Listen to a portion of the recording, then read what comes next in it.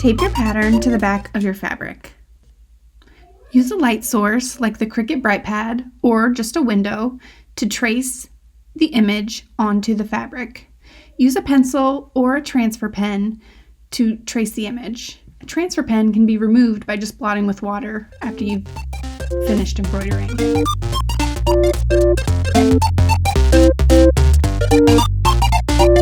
Separate 3 strands of your chosen color to start embroidering. Use a backstitch to go around all the large details in the pattern.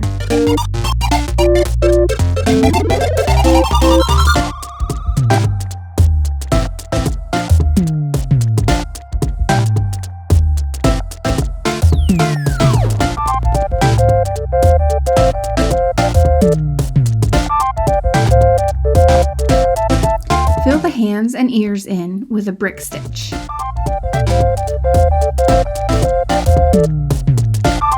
You could also fill in Baby Yoda's pod with a brick stitch, but I've chosen just to go around the outline.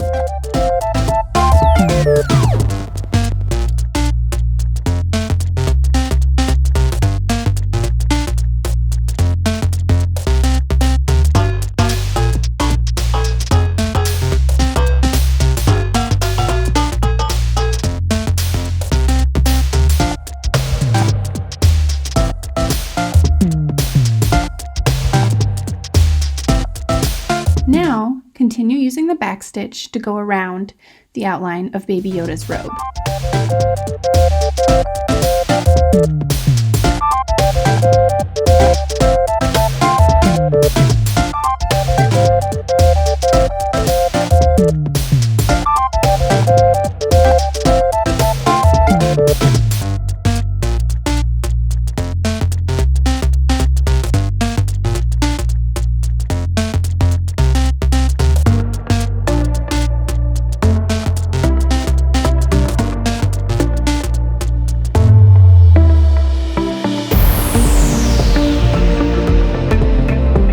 Watercolor pencils or crayons to fill in Baby Yoda's robe.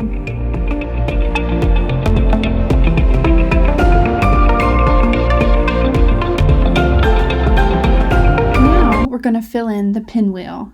We'll start by backstitching the outline and then we'll fill it in with a satin stitch.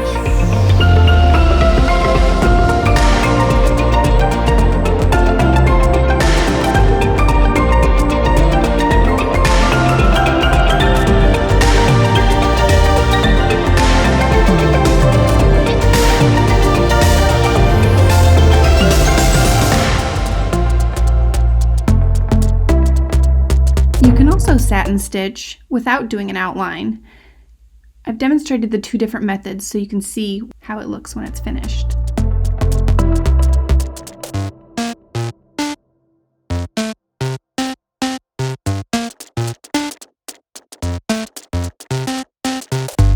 The blue is outlined with a backstitch, where the orange/red is not.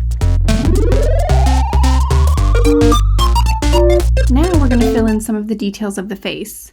Use a darker thread to go over these small details.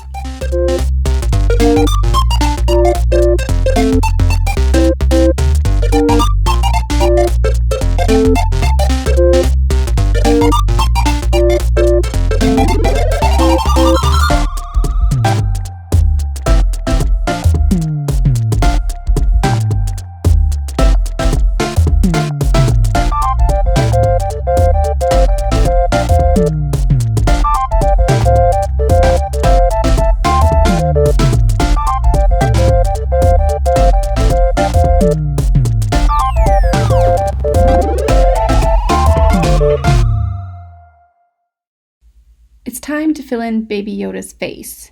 You can try watercolor pencils again, or you can do a modified brick stitch/satin stitch to fill in his face. Head over to the blog for details on how I did this modified stitch.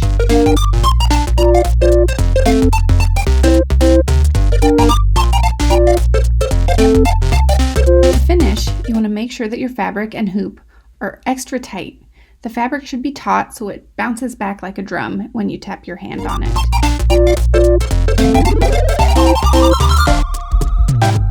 Cut a long length of embroidery floss and do a long running stitch around the edge. This will help to pull the fabric together so that it folds over the back of the piece.